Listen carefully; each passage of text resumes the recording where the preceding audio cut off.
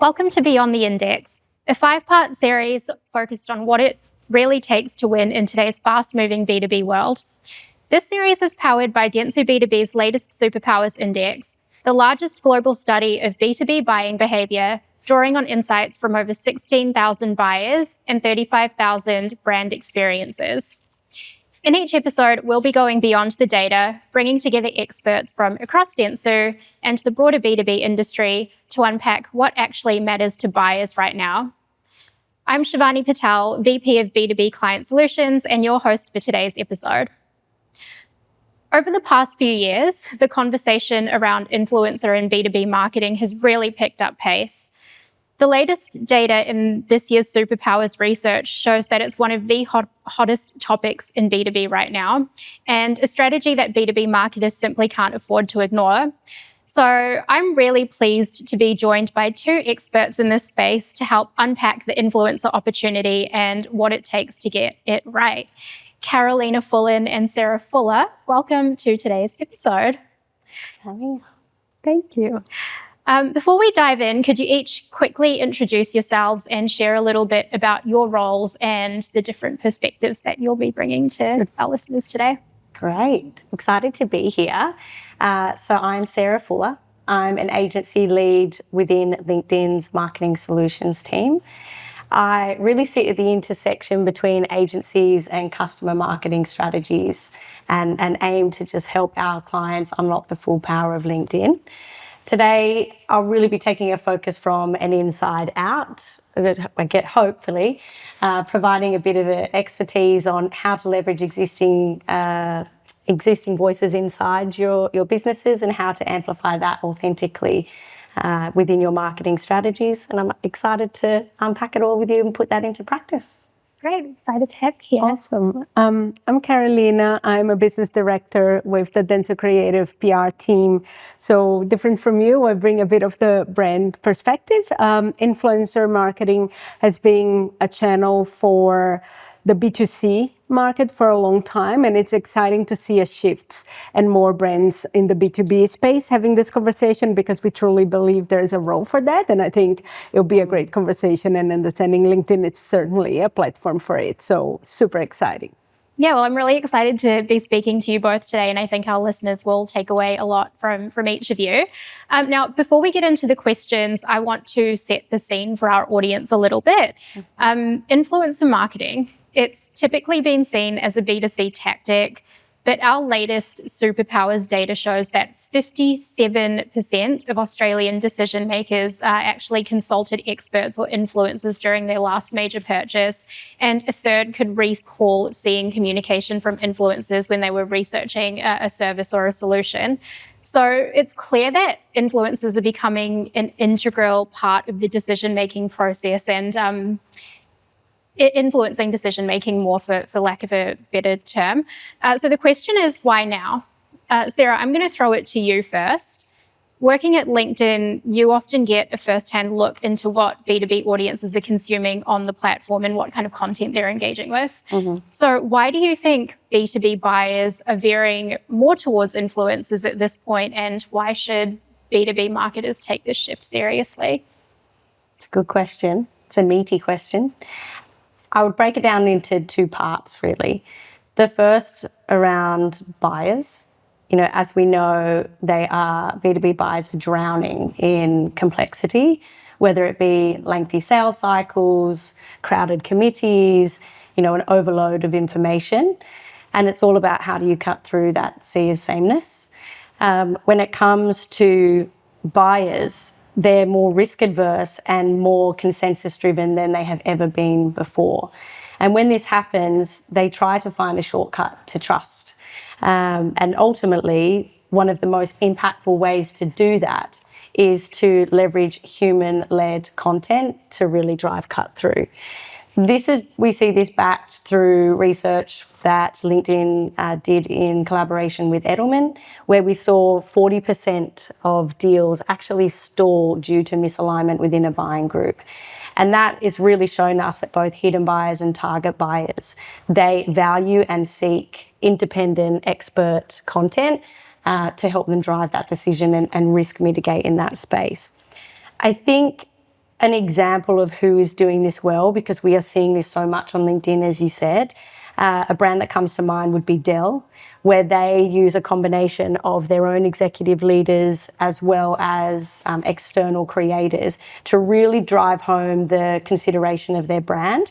And that is working tenfold than what any brand messaging would have done when it's driving consideration and awareness for a product. The second part is, why marketers should care.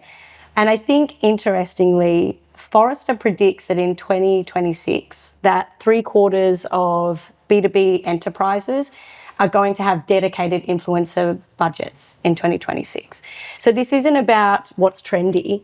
It's all about defensibility when it comes to influencer. Because if you are not tapping into the voices that your audience are listening to, you can guarantee your competitors are going to be doing that. And the second part for why marketers should care, we see, is that there's a huge shift from that brand to buyer model, which used to be, in the past world, and much more now into that peer-to-peer ecosystem. So instead of the old world where brands controlled the narrative, they could drip feed content through white papers or from gated content, buyers now are turning to peers for that crowd verification piece. So for us, it's, you can't really win your way into a peer conversation with a big budget. You can certainly try and it may help, but ultimately it's really about how do we take expertise, how do we take creators from both internal and external, and the brands who are doing that are the ones who are succeeding. Yeah, I love that. Carolina, as a build on from that, I would love to get your perspective and hear your thoughts. How do you see the influencer opportunity playing out on the flip side, more so from a brand and comms lens? I think what Sarah said is perfect. The information overload today is crazy. And as I was preparing for that, I remember this quote from Eric Schmidt when he was the CEO of Google in 2010, and he said something like, every 2 days, we produce the same amount of content that humanity had created from its dawn to 2003. So I did a little check, because that was 2010, and I was shocked, even though not entirely surprised, that this is now every 18 minutes. Every 18 minutes, we produce the same content that humanity had created from the beginning to 2003. That means by the end of this conversation, we'll have doubled the amount of content that is available to everyone. The need to cut through and be relevant and have a sharp voice has never been bigger. We see content, it's more than the era of content creators now, it's just more. So I think combining the right influences to what Sarah was saying, like the internal voices, but also the experts, and really bringing in a clear message for the company to the buyers or to their audiences is more relevant than ever. And I think this is what we'll see more. Stories are a great way for people to remember you. And we see sometimes cases where big celebrities become more important than the brand they're promoting. But the example you gave is exactly that, combining the right people telling the right story will be memorable and will drive the result. Yeah. So I think this is the reason, it's crafting a great story the right way will drive what we need. Yeah, I love that. And it's interesting the point you make around internal voices versus celebrities, because when we're speaking to clients, there's often a lot of trepidation when we use the term influencer. Firstly, because we'll often associate influencer marketing in its very traditional sense with content creators and the likes of Instagram and TikTok. And when you're speaking to a revenue marketer, that can be very jarring. And then secondly, we get the question, what's the value of incorporating influencer in my go-to-market strategy? And we know that in our B2B world, influence can range from celebrities and creators to industry experts, customers, brand advocates, your executives and your employees. So, Sarah, I would be interested in getting your take on this. For revenue-focused B2B marketers who are skeptical of the term influencer, how should they be thinking about influence across experts, customers, internal voices, and how can they start to have a sensible discussion with their senior stakeholders? This resonates with me because even myself, when I think of influencer, I think of an unboxing video on TikTok, which may be a far cry from influencers the way we see it in B2B, whether it be AI governance or SaaS solutions or home loans for high value consumers. I think what's really important is that we need to educate stakeholders that influencer is not a separate media channel. It's a communication method. And what remains the same is the human across all of those channels, or the individual or the influencer in this piece. When you come to, how does that affect performance? How do we look at, a B2B typical funnel, let's say? Each of those influencer types that you mentioned play a really strong role. So if we looked at the external first, which is experts, and that can be internal or external, but let's take experts from a third-party view. They're that third-party validation, right? They're really reducing that risk for the individual to make a purchase, and that's really the piece around driving reach and awareness. When it comes to customers, this is the proof of concept. This is what your internal BD teams are craving when it comes to an influencer strategy that impacts the bottom line or moves the needle. And then the third you mentioned was your internal voices. So whether that be practitioners or whether it be executives, this is really your assets within the company, which are largely underutilized, that can humanize your brand. And they typically remain more of that always-on, consistent approach. I think when I'm thinking about a great example in my time at LinkedIn is Westpac. Westpac Business Banking launched a series called Anthony Eats, and this was really fronted by the GM of small business. Now, the series itself was short-form video content where Anthony was going out and meeting with his business banking, small business customers in the hospitality space and in restaurants. And it really was this blend between customer storytelling, but at the same time, a light business banking solution approach. But it was done in a very human-led way, leveraging video assets, which we know is one of the most trusted formats, particularly when it comes to LinkedIn, because again, it's more emotive, it creates that trusting connection. But at the same time, it was commercially effective as well. So that's a big call out, that in terms of leveraging your own internal voices and your customers, I think that's a really strong case. When you're having internal conversations with stakeholders, there's always going to be nuance across this, but a few things that I would call out from a B2B perspective, and as you rightfully called, how do we reframe influencer? Internally, how do we start talking about customer advocacy? How do we talk about executive thought leadership? How do we talk about expert-led content? So it's really just reframing that so that we can bring stakeholders along for the journey. And I think when we're talking about measurement, how do we actually look at performance of influencer? Really educating internal stakeholders that influence can impact every stage of the buying journey. And particularly, it can shorten that sales cycle through to the bottom line. We have to remember that the B2B environment or the sales cycle has changed, and predominantly now we're seeing through Sixth Sense and Gartner that 80% of buyers are doing 80% of the research before they even contact your salespeople. And then on top of that, usually the brand that is first on the list is the one that's selected. So in terms of what's in our control, influence for me, whether it be internal or external, is going to be pivotal to marketing strategies in B2B when we're talking about driving business results that we care about. Yeah. That's great. And Carolina, from a brand and comms perspective, Sarah talks about influence and driving that influence through the org. How should B2B marketers be thinking about influence, not just from as a content tactic, but how to build credibility with their buyers? And that's a great question, and I had very similar things. I think one thing we often say is that trust is the currency of influence, and I think that's exactly right.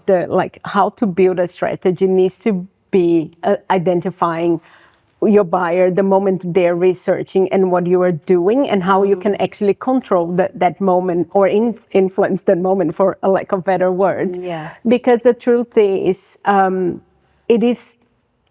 understanding their need or their hurdle. So identifying the right solution, how to triage from the amount of information that is there. Who is the voice that cuts through and makes a difference? And yes, it won't be a TikToker probably, or it might be, depending on your business and what your buyer is. I think there is not one size fits all solution, but understanding the problem and the hurdles of your buyer or your audience will allow you to understand at what point and what type of content you can drive and really be rich in delivering that, unpacking a solution or bringing an expert or bringing in a voice, a customer that is the proof of the results, the right moment when they're searching. So I think for brands is the understanding of the audience that will make a big difference, and it's where we can be more creative and like in exploring formats, because they are doing the research more and more, and the more we are close to them when they're starting the journey, the better it will be. It's harder to change when they're down the funnel already. So I think that makes also, and again, you're starting asking how and why should they consider, is that awareness piece and the brand that comes to mind, because it does drive you into the funnel. And then from there, you know, if it's a paid, a partner strategy, there's just so much you can drive from there. So I think, complementing what Sarah said, I think it is finding the right point where you're doing the research, with your buyer is doing the research, you'll find a way to communicate. Yeah, absolutely. Now, I want to shift gears slightly to talk about employees as influencers. In Australia, what we found through our Superpowers research was that employees are the third most consulted influencer group in B2B decision making. So that's after industry experts and business owners.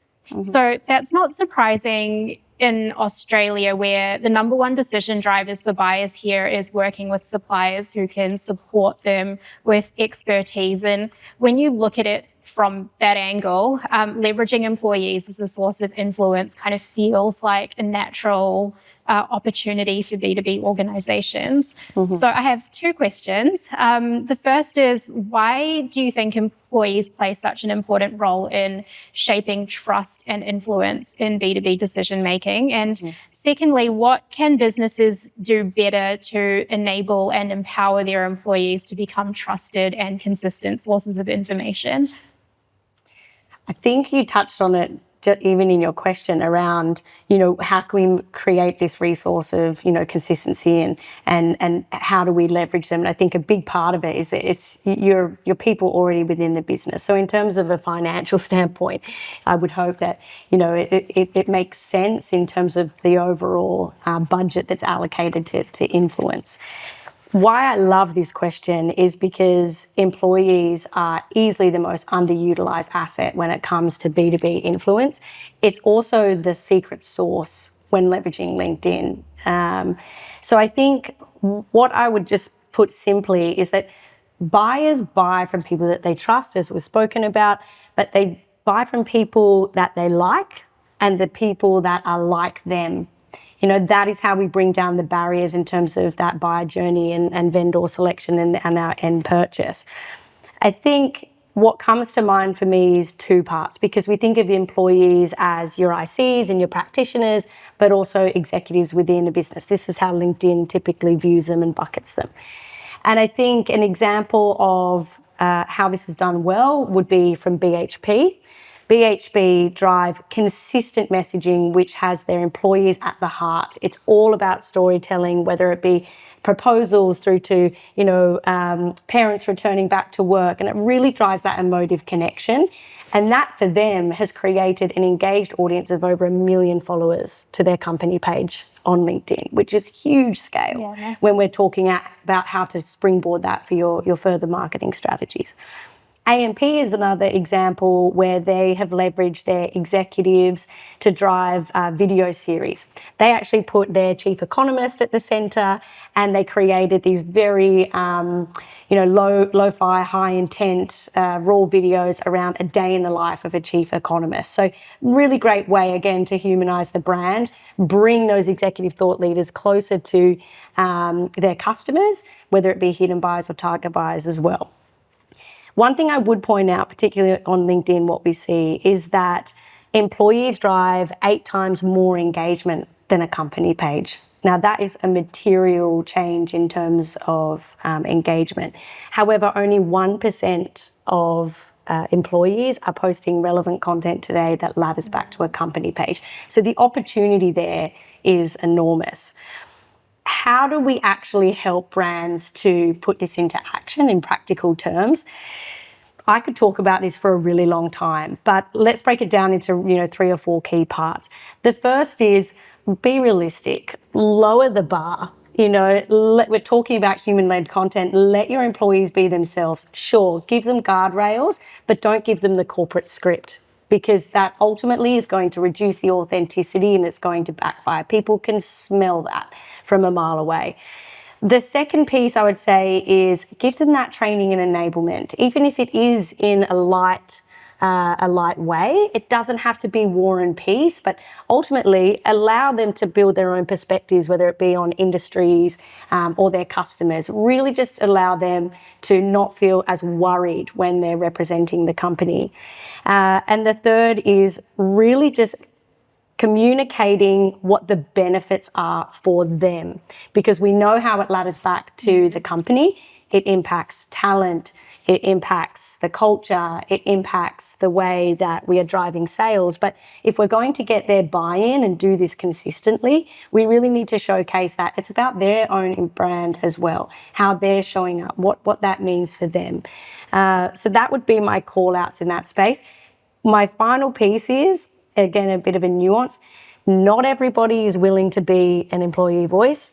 Not everybody should be one either. Mm-hmm. So finding who are the willing but right voices to really represent the brand is important. And as I said, it impacts every part of a business. From a brand point of view or company point of view, when I was speaking about culture, when you have a very strong employee brand strategy, it can lower your churn by 28%. And lower your cost per hire by up to 50%. So in terms of the metrics that matter to your C-suite, it's a really important strategy that shouldn't be overlooked. And if I could add to that, I think there is a thing that is like, are the employees informed about the things you want them to eventually talk about? Encouraged? Are you sharing the results? Are you sharing pieces of content that they would, if they feel encouraged to or comfortable with or proud of, share? Do you share with them great results of marketing campaigns or earned pieces or things like, how is the information flowing within your organization that they can feel they can get that, add some information that they feel comfortable sharing and create great content? Because otherwise they're trying to yes, I appreciate you shouldn't box them in, and guardrails are the policies are there for a reason. But are we giving enough information that they know what to talk about or to feel proud about the company? And I think there is a great play in internal communications there to help build that culture of sharing. Yeah, I think there's absolutely such a massive opportunity for brands to be using their employees more and doing it in the right way that's going to empower them. I think we could talk about the topic of B2B influencers all day. It's such an exciting and rapidly evolving space. And I think we've heard how brands can harness that credibility and trust in their own people to help gain that winning advantage that we talk about in the Superpowers Index. Before we wrap up, I want to ask one last question for our listeners. For B2B marketers who are thinking about incorporating influencers into their strategy, what's your advice and what should they focus on to really make it work? Caroline, I think we'll start with you. I think the first thing is having a clear strategy in mind. Why are you doing this and who you're trying to reach? Because while it is exciting and there's a lot, it may not be the answer for everything. You shouldn't do it and invest if it's not the right moment for it. It needs to be thought through. So I would start with having a clear understanding of what you're trying to reach, and then having a clear definition of what your purpose and your narrative is, because we didn't talk about it. And sometimes authenticity, I think you mentioned it briefly, Sarah, became kind of a buzzword, but it shouldn't be. It should be a non-negotiable. The content needs to feel legit, because people do smell it from a mile away when it's just paid for and it feels unauthentic.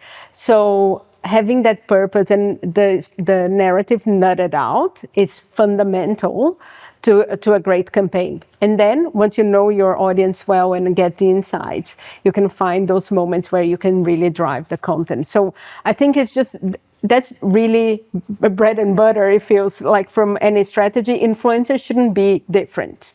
You should incorporate them, and they should not be an add-on at the end. Let's get an influencer. The influencer strategy needs to be thought through from the beginning. It doesn't let's do a post on LinkedIn now. No, it has a role, and it has a role to play. Yep. Think of it from the get-go. Amazing. Yeah, and I would add to that, and I completely agree with you. My piece of advice would be that what we see is influencer programs can typically fail or fall over because we start with who. Who should we work with? Yeah. Who's the big name? Who's the influencer that we're going to tap into? But ultimately, it should be more about what's the problem we're trying to solve. And if you start there, often the who naturally and organically comes to light. And I think then my piece of advice would be start with the intent. Start with where the roadblock is. Where can an individual actually add value here to our customer? And more often than not, that voice is within your own business. So I would say, as a practical piece of advice around where to start, is do an audit then of your own people within your business. Naturally, we are connected with people who are like us, particularly on LinkedIn. Your procurement managers are connected with procurement, CTOs are connected with CTOs, and the list of examples go on. So once you identify the problem, you unlock then who, start internally, because that's really where you're going to get that organic piece and the reach. What I would also say is then, in terms of activation and amplification, and naturally I'm going to come at this from a LinkedIn point of view, is video content. I agree. Video is where it's at. It is the powerhouse in terms of driving that human connection. I know an earlier episode was talking about driving emotion. How do we actually feel before we make a decision? That helps reduce that risk mitigation, makes you feel good about working with this person. And two, don't do all of the heavy lifting yourself if you don't have to. LinkedIn has a creator marketplace we can tap into when looking at third-party experts, aligning that to your industry and the content you're looking to drive. And also thought leader ads. Thought leader ads for us is the way you can amplify organic content that is already resonating. You can see that it's working within the network. Now amplify it out to your target audience beyond that organic reach as well. So that's really where it's a lot to unpack, but it's how do you start small? Yeah. Is showcase the results. The results. And get the buy-in, and then... And I think there is something you said that I think is really great, is there is a room when you're starting in small and testing, which is using creativity in the format. And there was you quoted some examples, and there was like a day in a life, which is a very TikTok format, but adapted in a way that resonated with B2B. This is a moment, and especially if you're bringing third-party experts, they can help you craft. And that collaboration, they know what resonates with their audiences, is very valuable. So having a bit of freedom to create and not thinking of the, tested and tried format, but also like breathing life into a different format with video, and like putting people in front of the camera that are natural doing that, not the people where we struggle. Finding the right way will also probably ensure you get better results. Is the Westpac case study. It was great because it was so natural. The conversations were so great. So so I think that all together will probably make it very successful. That's it. Yeah, that's really great. And you've really broken it down in a way that I think is easier for our listeners to take in. Hope so. Start adapting, hopefully, into their own strategies. I'm going to go a little bit off script with one last question, and the team can cut this. But, well, it's not prepared for, but It's okay. I'm interested to get both of your takes on this because we talk about authenticity, and Carolina, you kind of touched on it a little bit earlier. With the rise of AI, because it's not something that we've spoken about in this episode, but how do you see that playing out in the influencer space? In an earlier episode, we spoke about B2B creativity and the potential impacts on AI. Marketing teams are getting leaner, resource constraints are there. What are your thoughts around teams tapping into AI influencers, and how do you think that may erode trust? It's hard. If you don't have an answer, that's all. I think AI is a tool and it will have its place. I'm not sure we are at the stage that will drive the authenticity the brand needs to cut through. A lot of what we've been talking is how to find that sweet spot for your brand that resonates authentically with the buyers, that is driving the connection. There was something really great, like CTO are connected to CTOs and procurement, of course, but like, if you're not leveraging these real connections and the human part of the conversation, it might get lost in translation. Could it change in a near future? Perhaps, but I think AI influencers, there are cases, but I think for a B2B perspective, I think the trust and the relationship and the content, AI will help perhaps write the content, the script, optimize and things like that. But I don't think it's replacing a real expert in unpacking something, at least at this point in time. Yeah, I would agree. I think that I see it in two parts. One was around AI influencers in particular. We spoke about authenticity and credibility. Yeah. That is really important combination. And I think that it may play a part, but is it for lower funnel when you're trying to drive someone to a sales lead? Perhaps not. Is there a place to test it when we're talking about driving awareness and perhaps doing that in a more cost-effective way? Also, maybe. We don't know what that looks like just yet, and not in my experience anyway. The other piece was around AI in influence, maybe not so much the influencer, but influence in terms of, let's take ABM. Yeah. There are so many tools and processes that help us with our processes now, where we're talking about personalization, particularly when it comes to ABM.